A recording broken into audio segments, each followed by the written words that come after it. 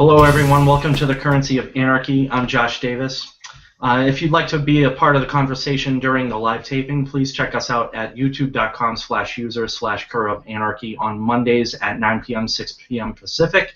And you can see the final product on the same channel, youtube.com/user/Cur of Anarchy on Wednesdays at 3 p.m. And please check out our Facebook page at facebook.com/Cur of Anarchy. If you're here during the live taping, please post any questions and comments to the new thread we've made, or send us a Facebook message and we'll certainly get to it. And now a word from our sponsors. Holly Cogburn runs Homebody, a body care, vanity, and cosmetic products company. She contracts using USD, Bitcoin, and barter. She is proud to say that she started the business without the assistance of bank loans. In her words, fuck bank loans and fuck their interest rates. For the most part, fuck banks. She has paid her startup costs out of pocket and has steadily and sustainably grown from there. She believes in a free, fair, and reputation-based market, relying on word of mouth. So please, find Holly at homebodyco.com or facebook.com/homebodyco. All right, so tonight we have Lauren Rumpler. I don't know if you want to go by Objectivist Girl anymore. What is your name now? What is my name? Yeah, what's your name? Is everyone confused as to what my name is? I might be. So my real name is Lauren Rumpler. Yeah. I tried to kind of keep that under wraps when I first started, and that lasted all of 3 weeks.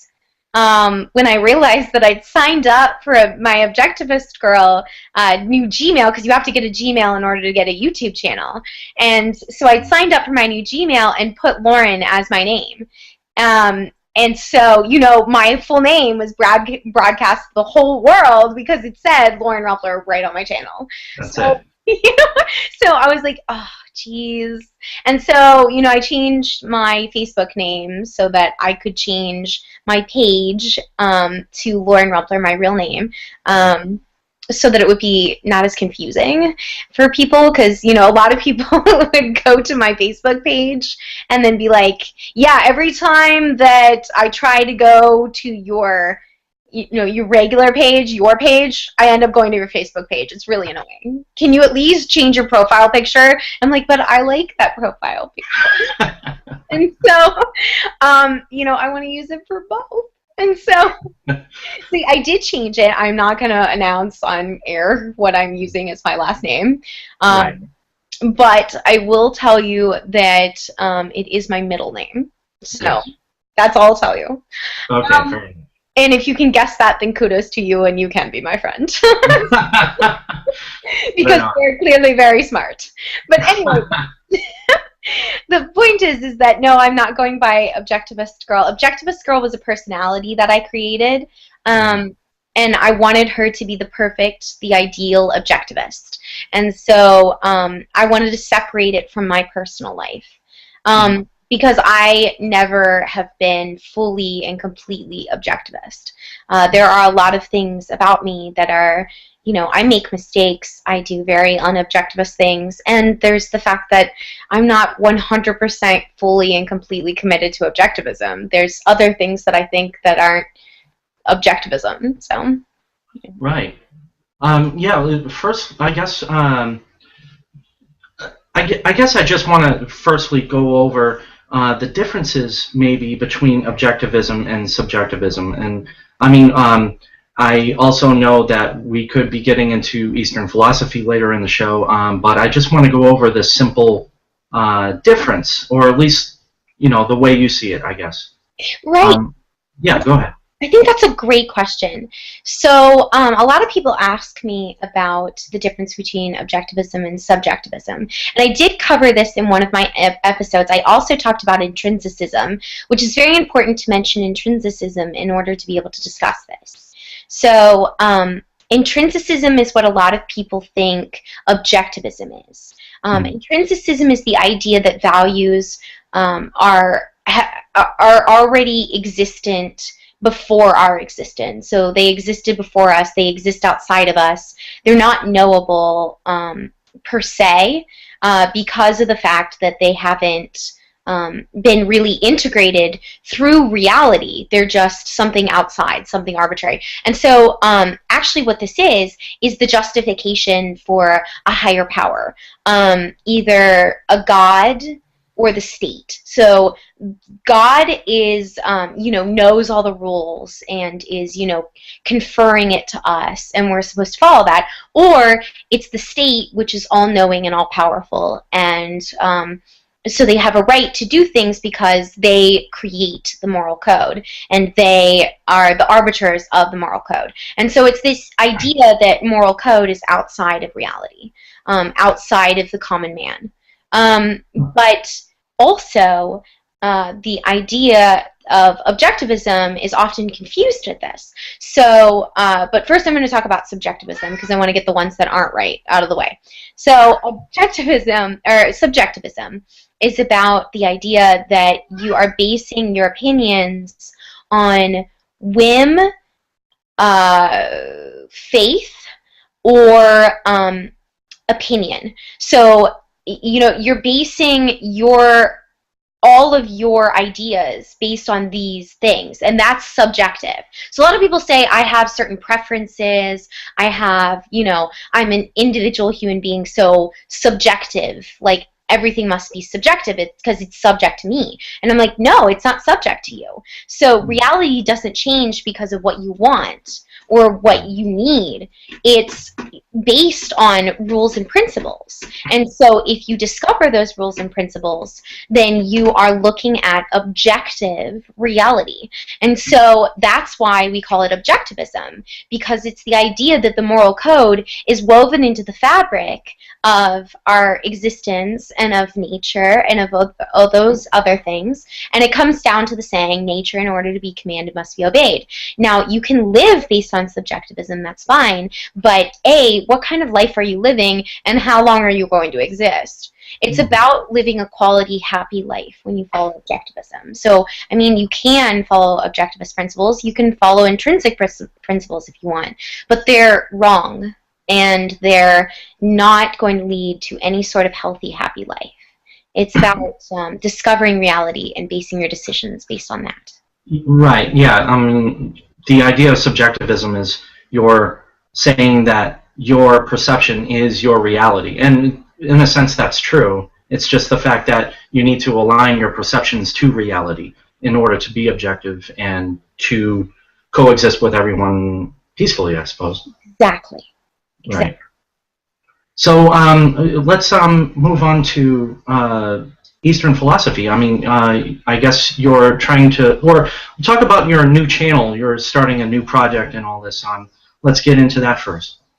So my new channel is, I'm so excited because they're going to be able to see the core of what makes Lauren Rumpler. So I've been playing this perfect objectivist for a while, and it's been fun, and it's a little part of me. Yes, I mean, it wasn't somebody I was faking. That is a little part of my personality. But what's cool is that with Lauren, I can kind of open Pandora's box and let everybody kind of, take a look at exactly what I think and also what I'm learning. So one of the reasons that I decided to stop doing Objectivist Girl was really because I realized that I wasn't living as an objectivist by doing Objectivist Girl, because of the fact that I felt like I wasn't learning the things that I wanted to learn and pursuing the things that I wanted to pursue. And so at first I went into the channel thinking, I really want to teach people things. I want the world to be more objectivist.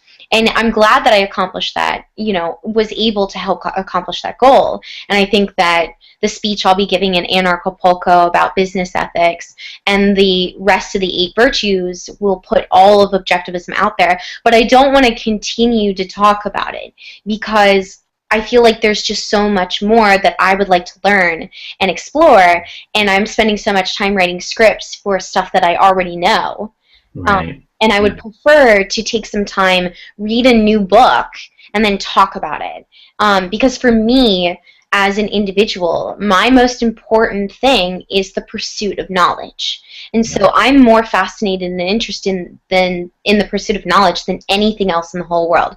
I would rather pursue knowledge than hang out with pretty much anybody. So I'm, I surround myself with people that know things that I don't know, and pursue, experiences with people that know things that I don't know. And so I wanted to start this channel because I wanted to talk about something that really excited me, and that's where you see my intro video. And I'm sure you caught on my intro video, because it seems like you did, that there was a lot of Eastern philosophy influences in it. So, yeah, I'm really excited about talking about Eastern philosophy. It's one of the first things that I want to talk about. I also want to talk about my adventures with martial arts and why I think that people who are liberty-oriented should learn martial arts, because I think that it does a lot of really great things for independence. And it's not just being able to protect yourself. Honestly, it's so important. Right. Yeah. It's a mental challenge, and if you can, open your mind up to well, at least a new idea, but it teaches you to become whole, I suppose. But that's a simplified version of it. Can you go into that a little bit? Well, one of the big reasons why it's good for any individual to study martial arts in particular is because it promotes the concept of meditation. And this is just one of the many things. One of the great benefits of martial arts. So it promotes meditation. You have to meditate in order to be able to understand the art at all, to grasp anything. Because it's not just going through the motions. If you go through the motions, you're never going to learn the art, because it's an internal feeling and an understanding of your body. If you don't understand how your body works, you're not going to get any of the moves. And you can do as many cool moves as you want, but you're not actually going to be able to defend yourself when it comes down to it. So you have to meditate. Now, one of the benefits of meditation is that when you finally free yourself, when you wake up, you realize that a lot of people have been lying to you for a really, really, really long time. And they've been telling you all these falsities. And meditation gives you not only the strength of mind to be able to handle that, but also the knowledge of yourself that comes with spending so much quiet time with yourself, because it really, when you meditate, you are all alone in there. And it really just instills a kind of independence that no book and no study of any Western philosophy is ever going to instill in you, or even any study of Eastern philosophy. You can't study this. This is something that you need. You need to be able to close yourself off to the rest of the world for a little while and think about, your internals, and also shut off, the thinking, and just listen to the world around you. It will bring you the kind of knowledge that you can't discover through words. There is plenty of knowledge that is wordless out there, and it is beautiful and amazing, and I encourage you to really explore. Just take a beautiful walk through nature sometime and don't think about it, just walk, and it's you learn so much. It's incredible. Yeah, I highly agree with that. I love the idea of nature in general. Nature just goes hand in hand with liberty anyway. I can't even describe that. I actually, the other night, I was about to fall asleep, and I wasn't trying to, but I just laid there, and I just started thinking about literally light. You're not really thinking about it, but how fast it goes, and can you imagine if you were to ride a light wave, you'd be traveling to the sun in a heartbeat, and beyond that, like can you imagine traveling at that speed? You know, just something simple like that. You know, that's in a sense liberating. I mean, it's not exactly what you're talking about, but you know, it's along the same path. Well, I think it's amazing how, like, it's so difficult for the mind to grasp something that moves at that kind of speed. I mean, how can you grasp something that's too fast for you to even see? We know it exists, but I totally get what you're saying. I mean, it's so fascinating. The world is incredibly fascinating. Right. And so, you know, all these people spend all this time, especially, you know, libertarians, they spend a lot of time arguing with one another and trying to be right about things instead of, you know, spending some quiet time. And I've spent a lot more quiet time lately because I feel like my channel will be a lot better if I take the time to make videos instead of just make a video once a week because I promised I would. Instead, I spend the time and the energy on actually conceptualizing these things for myself and integrating them into my life. And then I'm able to say, not only have I read the books and, you know, really thought about it, but I've also integrated it into my life, and here's what I came out with. So it's just so much more valuable to people. Right. I think that this will be a really unique channel in that way because there's not going to be a stone that I leave unturned. I mean, I'm going to study the Communist Manifesto to, you know, the Bolshevik Revolution. I mean, I'm going to study everything. I just want to know everything and just tell everybody about everything. And I just think that it'll be a lot of fun. So that's why I started it. That's the great thing. Like, if you start to grasp these ideas and then you spit them out, other people are going to listen. And so basically you're passing on that knowledge. And so I'm glad that you have these shows, and because people are listening and people do value that. And when it's not just about the knowledge. You know, that's the part that you like. But when you spit it out, you're doing a service to other people. So wonderful stuff. Good stuff.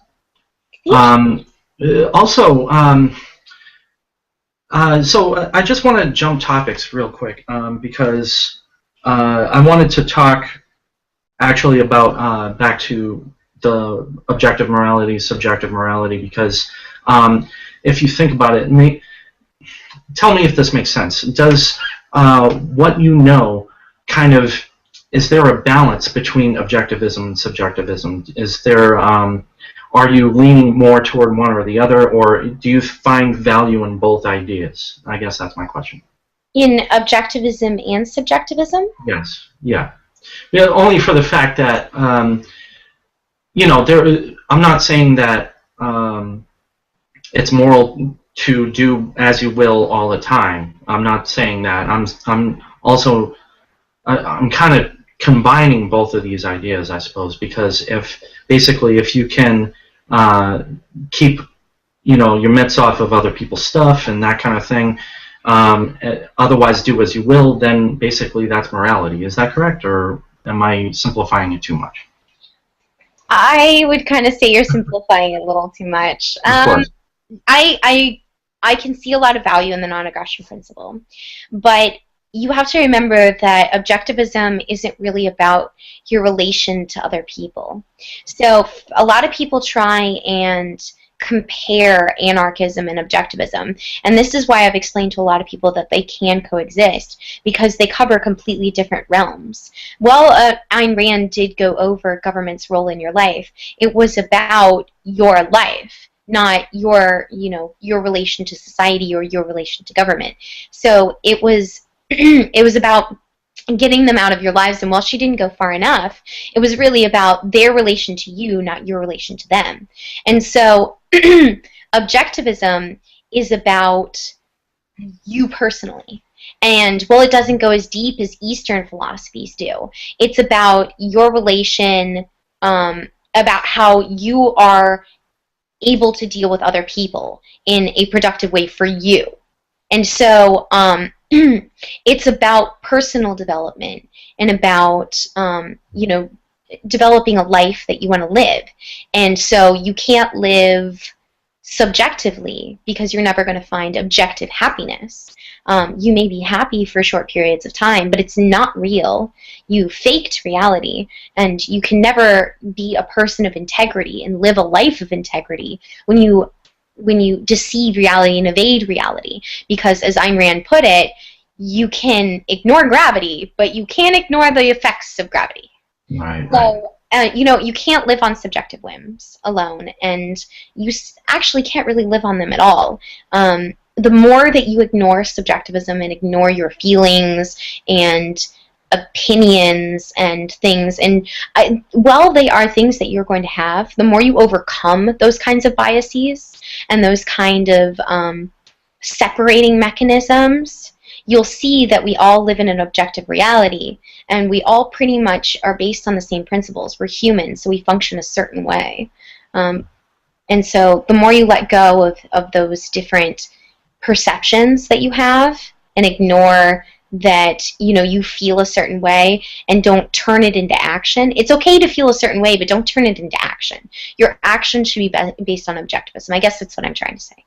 Right. If you're going to take an action, it needs to be based on reality, and so therefore living physically as a subjectivist is never going to be rewarding. Right.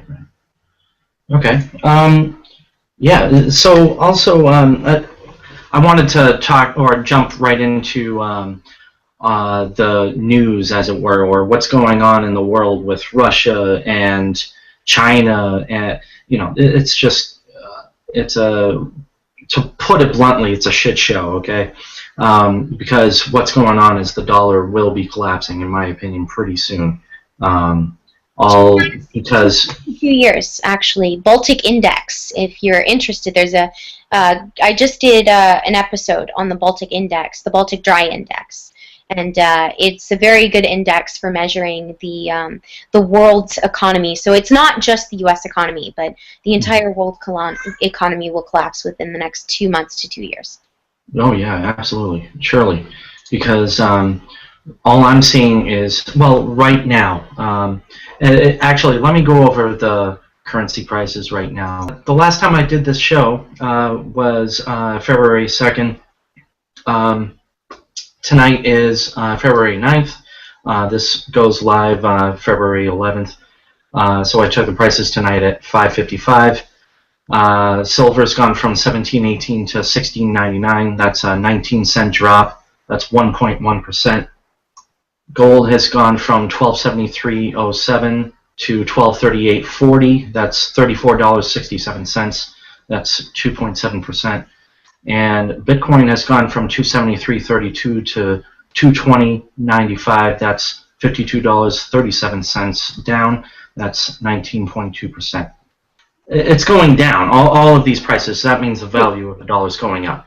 But it's going to stop at some point, and the dollar will drop.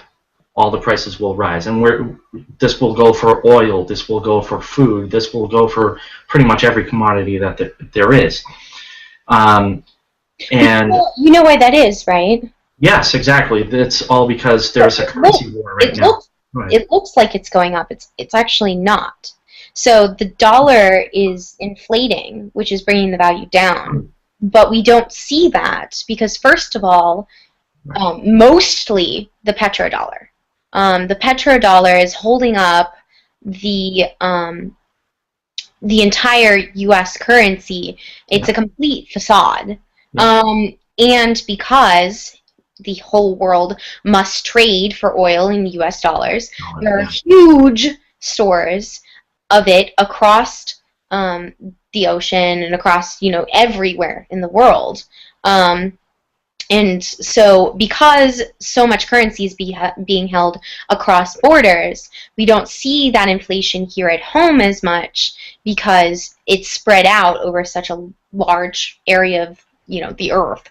And so, it's not actually, the dollar's not doing well. Like, everybody that thinks that the dollar is doing well is ignoring and doesn't know about the petrodollar. So they either don't know about the petrodollar or they don't understand the importance of the petrodollar. It's literally the only reason that our economy didn't collapse 10 years ago. So, and that's where Russia and China come in, don't they? Exactly. Yeah, go ahead. Yeah. Okay. So Russia and China are Russia has long been trying to edge out the petrodollar. They don't like it. I mean, they're a superpower too. So, superpowers are like, like 5-year-old children. You know, they both want the blocks. And so, and the U.S. has the blocks right now. And so Russia wants the blocks and is basically going to knock over all the blocks just so that it can get the block that it wants at the bottom instead of the top. And so what I'm saying is, and the metaphor I'm using is that Russia beating down the petrodollar is hurting Russia too. So it's really funny because they're actually ruining their own currency, trying to destroy the U.S.'s currency. And so it's really funny, and Russia and China are teaming up to try and get rid of the petrodollar because the Russian economy just had a huge crash. But the thing is that the Russian economy is not as bad as they're saying it is. It's only $250 million in debt, which is not really that bad. They have huge stores of it and will get through.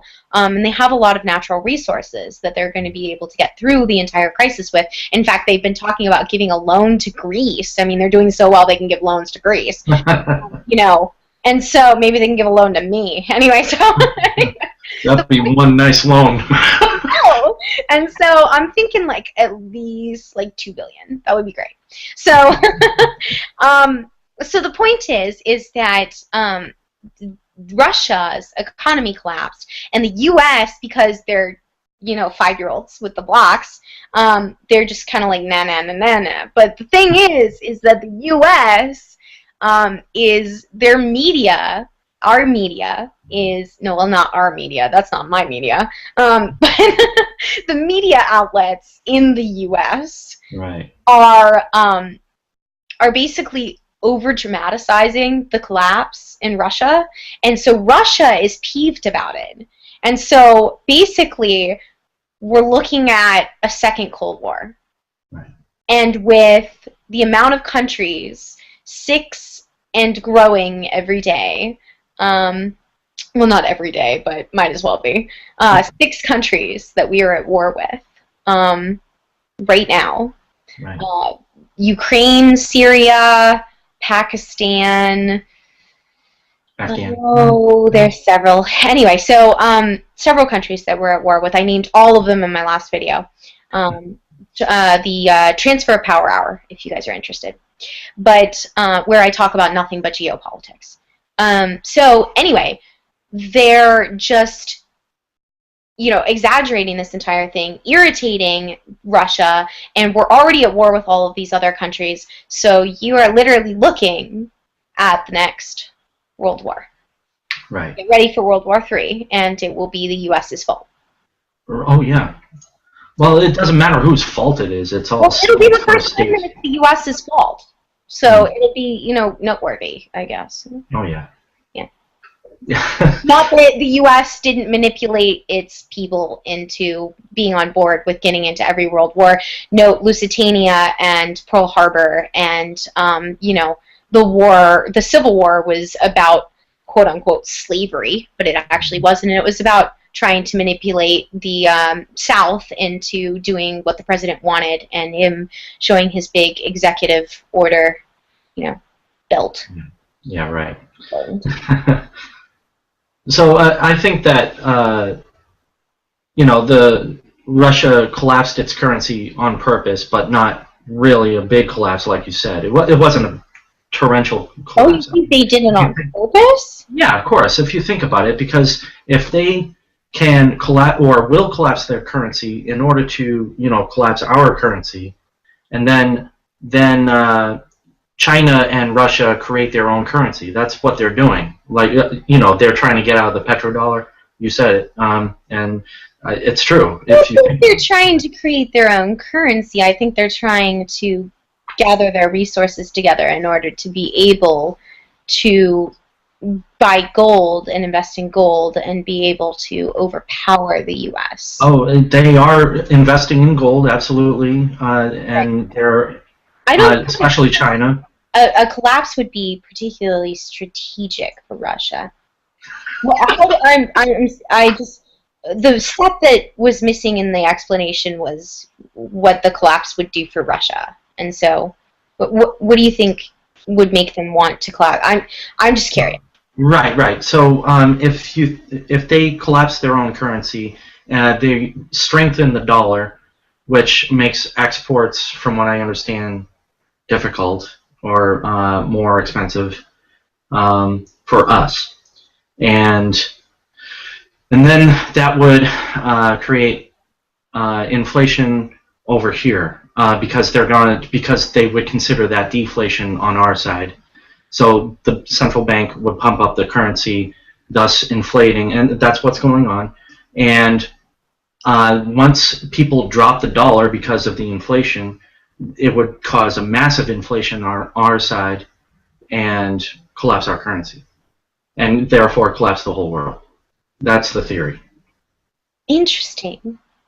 I'm gonna run this theory by my friend Jason Brack. I haven't heard this theory. We've talked about it several times. He's a geopolitics complete guru. I mean, the man is a complete genius when it comes to economics and geopolitics. But I will run this by him. Yeah, because the thing just affects us. Harder, but I'm not sure. So I'm not sure I'm buying it. So it's an interesting theory.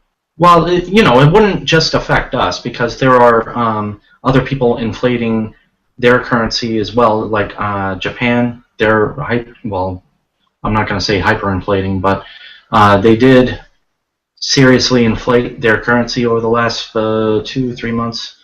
And you don't think it's just so that they're able to? I mean, they're just printing more currency, right? Quickly, rapidly. You know what I'm saying? Just to get, it's so that they can maintain power. Because most of the time, when you print money, it's an attempt to maintain power and to grow power. Right. And in all actuality, all it does is devalue the currency as a whole, but it allows the government to be able to buy things. Continue with wars. Right. So you don't think it's just that they're, trying to... Well, why would Japan do that? Japan doesn't have a strong army anymore or whatever. They have no reason to have that hyperinflation. Well, I'm not going to say hyperinflation, but it was a sudden burst of currency. It's not like it was a gradual, exponential. It was like a sudden jolt up and then more horizontal or something. Have you taken a look at their expenses? I haven't been studying Japan. It's not one of the ones that I've been covering lately, mainly because I've been a little distracted with U.S. wars at the moment. But and meddling in general. But I should take a look at Japan. Have you taken a look at their government spending? No. Spending, because if you follow the money, you can normally indicate where the problem lies. They may be trying to get out of some kind of problem that their people may or may not know. Mm-hmm. I'd have to take a look at Japan. Yeah, I think that's valuable. I think we should. Anyway, the idea is that eventually this is going to catch up to us. I mean, that was the whole premise of what we agree on. It's going to catch up to us, and what's that? Oh yeah, it is. Yeah, and so it's going to and everyone else, because superpowers are inflating both of their currencies in order to have a juvenile war over whose currency gets to deal in oil, and that's literally going to be the entire world's economic collapse, and it's going to be catastrophic and awful. And I think the big thing people need to be worrying about right now is prepping and preparing for the economic collapse. Yeah, because it's going to be worse because it's not just going to be a U.S. collapse. It's going to be a world collapse because we've been able to hold out. I'm sorry, the U.S. government has been able to hold out. Not only have they prevented us from being able to invest in other currencies and use other currencies with business so that they can earn currencies that are valuable, which is unfortunate because all those hardworking people, none of their money is going to be worth anything. It'll be worth fuel for the fire, like in Germany. They burned all their money just to stay warm. So it'll be worse because it'll be a global collapse, and so nobody will have any money. And luckily, I think that people are smart enough and innovative enough that I think they'll be able to learn how to grow their own food and trade and be okay. But, that's one of the things. People need to start learning a really good skill so they'll have something to trade, because they're not going to have currency very, very soon. Right. I highly suggest gold and silver. I mean, to be blunt, it's objective. It's a real thing. It's a piece of metal, and personally, I mean, I see the value in Bitcoin, of course, but we've seen the value of that drop quite a bit. And of course, gold and silver, but even more so with Bitcoin. So you need that's just a money. I'm sorry? You need to remember that most people don't realize that the economy is going to collapse, mainly because we've been crying economy collapse for like 10 years now. So Really? People are like, the economy's not going to collapse, you crazy people. But the Baltic Dry Index is actually a really good index and a good measure. And I've known that the economy was going to collapse, but if the petrodollar, what you need to watch is the state of the petrodollar. If the petrodollar disappears, or there's any indication that it will disappear, you need to shove all your money into anything you can. And Bitcoin is very cheap. And you need to remember that though Bitcoin is on sale right now, that it will go way, way up in value when the economy collapses. So its value is determined by the market demand. And so it's valuable to invest in it because we're not going to have U.S. currency or any other currency for that matter. So, while it may not look promising right now, it's going to be extremely valuable, and you should buy it. And I've been stocking up. So, like the apocalypse is coming. So. It's true. I don't want to laugh, but it's true. What I'm doing is buying rice. I mean, that's all I've got right now for, stable food or, rice is a good one. Beans are good too. Yeah, right. Yeah. I want to know how to save meat. You should become paleo. I have a whole... There's a guy named Matt Phillips, and he gave a talk, and I work with him. He's one of my coworkers. He gave a talk called Paleo versus the State at last Pork Fest. And it was a great talk, and you should go look up the video online. I think it's up.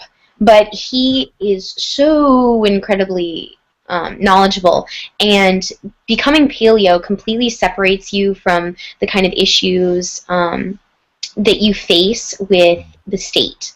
And also it can make you entirely independent because you'll just grow your own food. And you don't have to live, you quickly become adjusted to not eating carbs anymore. It takes like 3 months, and then you feel totally normal, and you don't crave them anymore, you're not interested in them anymore, and as soon as you have them, you feel like crap. So, if you can stick with paleo for like 3 months, it'll be the best change that you ever made in your life. And trust somebody that knows. I lost almost 15 pounds now on paleo. Between that and martial arts. So, yeah, I would suggest to anybody that you should go on paleo, not only because it makes you healthier and more energetic, and it's a more natural lifestyle. Look at the Paleolithical era, which it's based on. They were a lot faster and a lot more awesome than we are today, because we eat carbs, and they make our body slow and numb our minds, and the government wants us to eat as much of it as we possibly can, because that way we can all stay sedated and stupid. So it literally makes you stupid. I'm kind of curious because I love bread. I'm a I love pizza. There's You get it. there's gluten-free options for all those things. You can eat literally paleo anything. I eat paleo mac and cheese. I have paleo brownies sitting on the counter waiting for me for after this interview. Oh, okay. I adore chocolate. Okay, now you convinced me. Yeah, you can eat anything paleo. It takes a little bit more time, but you feel so much better. It's the reward with the cost. It's totally reward over cost. It feels so much better. Awesome. I love paleo mac and cheese. It's one of my favorite things. And the brownies, I eat them probably at least 3 nights a week. So Oh, wow. I Yeah, I'm happy about that then. yeah. Awesome. Do they have paleo K cups? I don't think That'd be great. you're supposed to have as much coffee as you possibly can on paleo because you put butter and coconut oil in your coffee, and that gets you fat adjusted, and then you're not as hungry anymore. And so I love paleo people because whenever you go, I'm really hungry, they always say to you, did you have enough fat today? If you didn't have enough fat today, then that would explain why you're hungry. You should eat more fat. Word. Wow. It's funny. And fat makes you skinny. It literally makes you skinny. It goes right through you, right? Well, not exactly. So it makes you eat less, which makes your stomach smaller. And so as you eat less and less, because it doesn't sit in your stomach the same way as regular food. And so I'm not a scientist, so I can't really explain it fully. But Yeah. it basically just makes you less hungry. You need far less of it. It's in meat. I mean, if you ever notice the difference between when you eat meat or when you eat carbs, and you look at like the difference in calories on them and how much less calories you need in order to feel full. Right. In regards to meat, you're always going to notice that you're way more satisfied with meat. It lasts longer. And yeah, carbs last, but they make you tired and slow. And I want to be able to run like a cheetah. So I don't really want to be slowed down by the things in my body. So, No wonder they put it at the bottom of the food pyramid. They want you to eat more of that. That makes sense, too. And there's a whole conspiracy theory around it, and I gotta say that they've got some top nutritionists on this stuff, and for some reason they've been so stupid that they couldn't figure out that the pyramid is actually supposed to go the other way. They've done it the complete opposite. Wow. It's supposed to be. Wow. Next, fats are number one. Right. You want as much fat as you possibly can. That's nuts. And I feel amazing. I've lost a ton of weight. I feel incredible. I've been on this diet for like 6 months, and I'm somebody that deals with thyroid disease, and so being able to be that energetic is amazing. My doctors don't even know what happened to me. I just don't even need the doctor anymore. So, I used to go to the doctor because I was sick all the time, and now my immune system is like, whatever. I got the flu twice already this year. Wow. It's going around in New Hampshire. It's really bad. And I was through it in there was one 24-hour one, and it really wasn't that bad.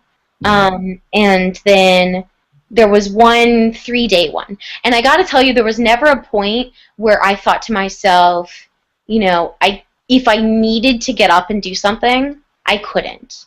Right.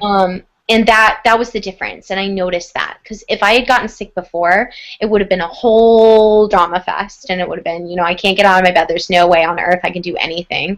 I can't even think. And I would have been asleep the whole time. But, yeah, it really just does amazing things for your life. That's awesome. Yeah. Actually, you brought up the idea of not getting sick, and I won't talk about it very long, but I do want to bring up the fact that I, myself, haven't gotten a vaccination for a flu or anything in at least 4 years. Mm-hmm. And I must have gotten the flu this year, I think, probably a couple months ago, and I think a couple years ago as well. And again, like you said, it went right through me. I didn't really feel much. The thing with me, if I know I'm getting sick, I stay home. I don't care how many days I have to take off from work. I just want it out of me quickly. So I'm not going to force my body to stress. So I stay home. If I need to sleep the whole freaking day, I will. And so that's what I do. And what was this? Couple months ago, I'm pretty sure, I stayed home. I was feeling really bad that one day, but it was one day. And then I felt better the next couple days. Thank God it was a weekend. Thank God, you know what I'm saying. So I know what you're saying. Mine was... Yeah. So, yeah, all I'm saying is, if I always drink juice as much as I can every day, though I've been forgetting over the past couple of weeks, but that's another story. But I drink cranberry juice. I sleep as much as I can. I try to keep my mind active, and that's what I do. So I am not, first off, I'm not going to be saying, hey, you have to get a vaccination, otherwise go to jail, that kind of thing. That's off the table anyway. None of us stand for that, but... Right, none of us liberty lovers, right. But at the same time, I do know a lot of people that are pro-vac, and they're like, they want me to get a vaccination, whether I like it or not, otherwise I get thrown in jail, and that irks me because I know I'm taking good care of myself, and I stay home anyway if I have to, recover or something. So, yeah. I don't care what kind of disease it is, because my body theoretically will fight it off, because it's a natural thing for a body to do, is fight it off. Why instate that upon a healthy body if it will become even more healthy if it receives... You see what I'm saying? Well, I mean, I think that you make some valid points about people who try and force vaccination. Yeah. People that do that are just very unimaginative people. There are so many private ways to incentivize vaccination, such as schools, private schools, which all schools should be private, but, we're not going to get into that right this second. But I know that was something you wanted to cover. But anyway, the point is that private schools, which should be all of them, can say your child can't go to school here unless they vaccinate, which is fine because they're a private business and they can do whatever they want. And they should be allowed to do whatever they want. And there will be schools where unvaccinated children are accepted, and that will be, the way it is. And so the thing is that I do disagree with you, though, about vaccinations.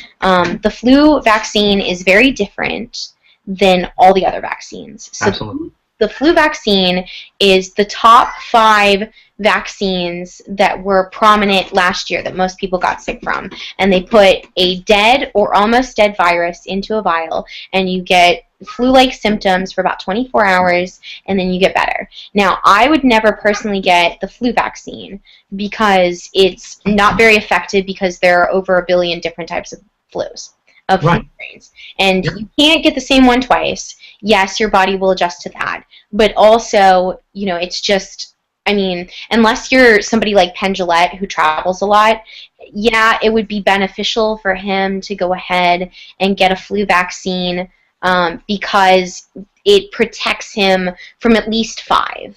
And every year he gets 5 more. And so they add up, and yeah, it kind of sucks, but it's not very helpful, but at least it protects him a little bit.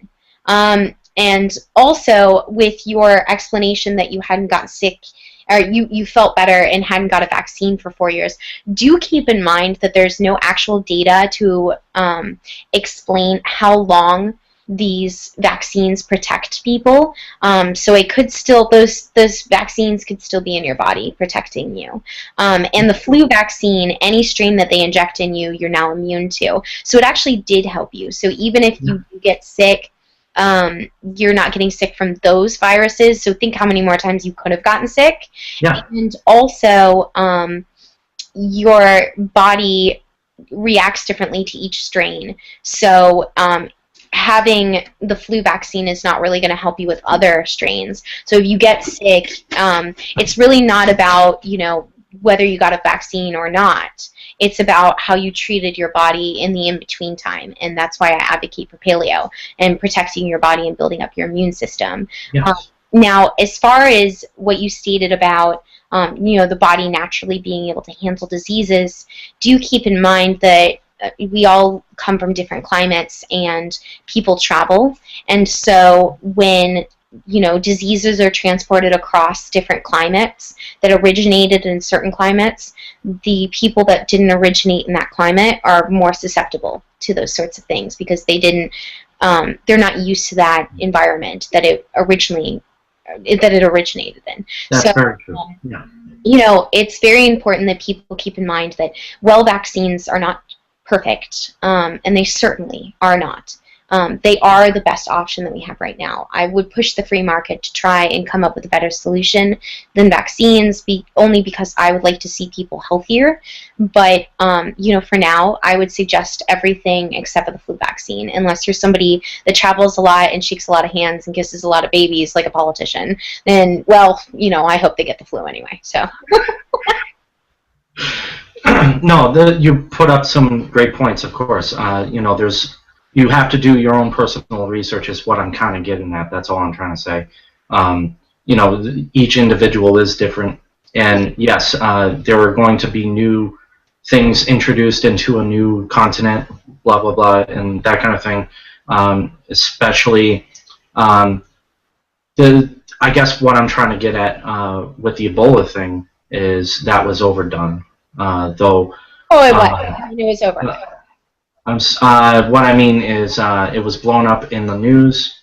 There were only a few people that were affected and transported over here when they theoretically should have been quarantined. But then again, I'm against jailing people over that kind of thing. So, whatever. I guess my point is you have to do your own personal research and listen to what your gut is telling you, and be logical at the same time. So and keep in mind that they have, whether intentionally or unintentionally, exaggerated the effects of Ebola, because there was an individual that actually did recover from Ebola.